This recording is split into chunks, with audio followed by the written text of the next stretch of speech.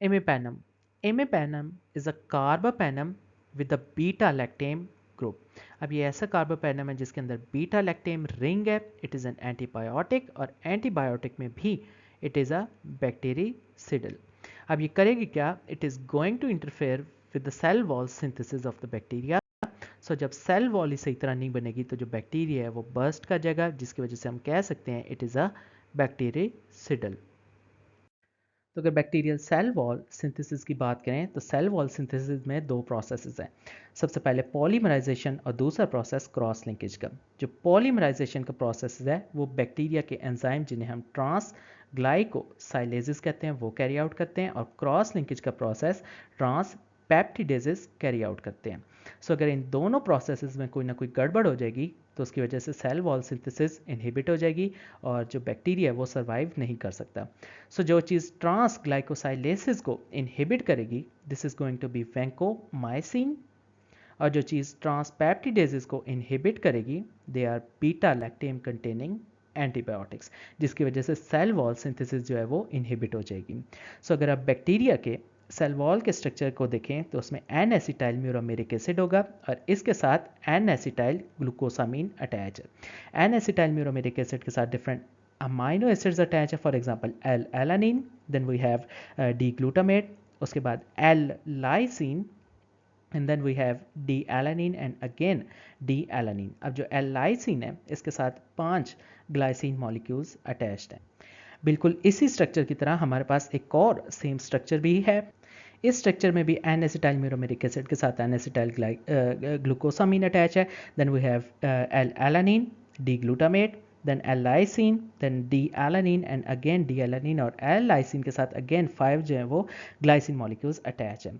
अब जो ट्रांस ग्लाइकोसाइलेसिस होती है उन्होंने क्या करा होता है पॉलीमराइजेशन, और जो पॉलीमराइजेशन है वो एन एसिटाइल ग्लूकोसामीन और एन एसिटाइल म्यूरामेरिक एसिड के बीच में बॉन्ड बनेगा, और इस बॉन्ड बनने में जो चीज़ रिलीज होगी that is LCP which is a lipid carrier बैक्टोप्रिनोल.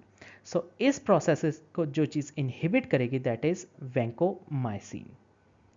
और अगर क्रॉस लिंकेज की बात करें तो क्रॉस लिंकेज जो ग्लाइसिन का मॉलिक्यूल है और जो लाइसिन का मॉलिक्यूल है इन दोनों के बीच में बॉन्ड बन जाएगा. दिस इज क्रॉस लिंकेज, और क्रॉस लिंकेज जो करवाएंगे वो ट्रांस पेप्टिडेज होंगे. अब जो बीटा लैक्टेम कंटेनिंग एंटीबायोटिक्स होंगी वो इस बॉन्ड फॉर्मेशन को प्रिवेंट करेंगी. सो अगर beta lactam ring containing antibiotics की बात करें, ये वो एंटीबायोटिक्स है जिनके अंदर बीटा लैक्टेम का रिंग होता है और ये क्रॉस लिंकेज को प्रिवेंट करती हैं. अब बैक्टीरिया में भी कुछ एंजाइम्स है जिन्हें हम कहते हैं बीटा लैक्टिमेजेस. ये बीटा लैक्टिमेजेस क्या करते हैं, इन बीटा लैक्टेम कंटेनिंग एंटीबायोटिक्स के एक्शन को रेजिस्ट करते हैं. सो इस बीटा कंटेनिंग एंटीबायोटिक्स के साथ साथ हम कुछ और ड्रग्स देंगे जो कि इन बीटा लैक्टिमेजेस को रेजिस्ट करेंगी ताकि हमारी जो एंटीबायोटिक्स हैं वो सही तरह काम कर सकें.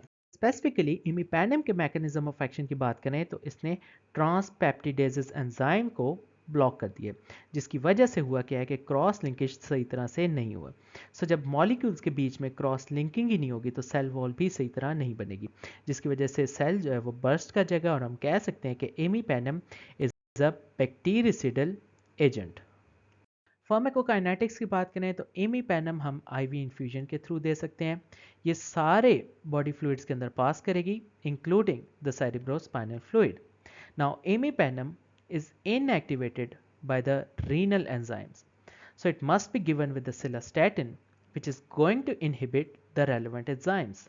क्लिनिकल यूजेस में बहुत ज़्यादा ब्रॉड स्पेक्ट्रम है. हम इसे ग्राम पॉजिटिव के अगेंस्ट, ग्राम नेगेटिव के अगेंस्ट, एनारोब्स के अगेंस्ट दे सकते हैं, but it is not active against मरसा.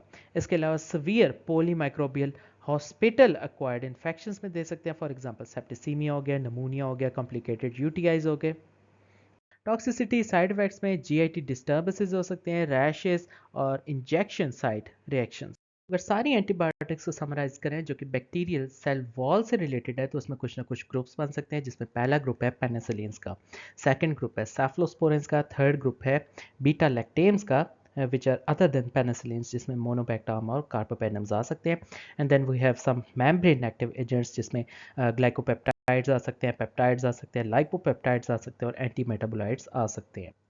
सो अगर सबसे पहले पेनिसिलिन्स की बात करें तो पेनिसिलिन्स हमारे पास वेरी नैरो, नैरो और वाइड स्पेक्ट्रम में है। उसके अलावा जो बैक्टीरिया है उसके पास एंजाइम होता है पेनिसिलिनेज।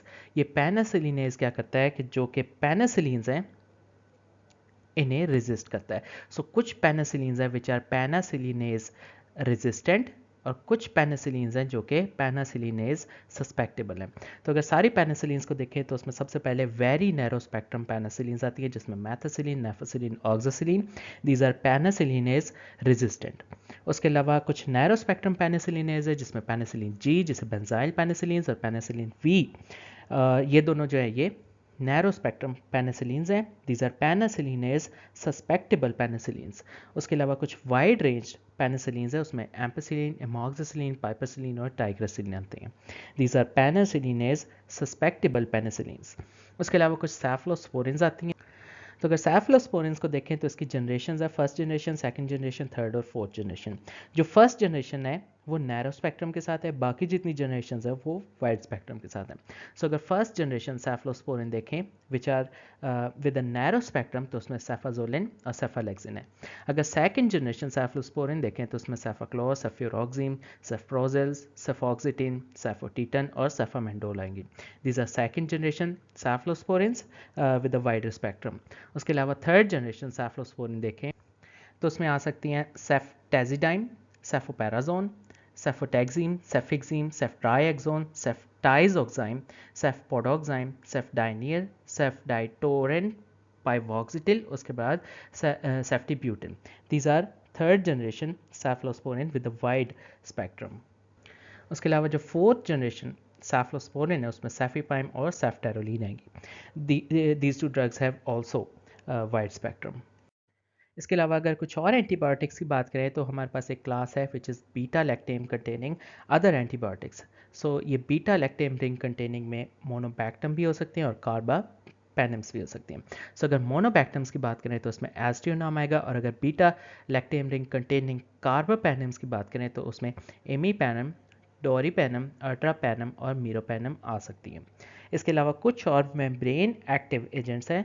सो मेम्ब्रेन एक्टिव एजेंट्स में जो पहला ग्रुप है वो ग्लाइकोपेप्टाइड्स का है जिसमें वैंकोमाइसिन, टिकोप्लानिन, टेल्वावेंसिन, डाल्बावेंसिन और ओरिटावेंसिन आ सकती हैं। ये सारी ग्लाइकोपेप्टाइड्स हैं।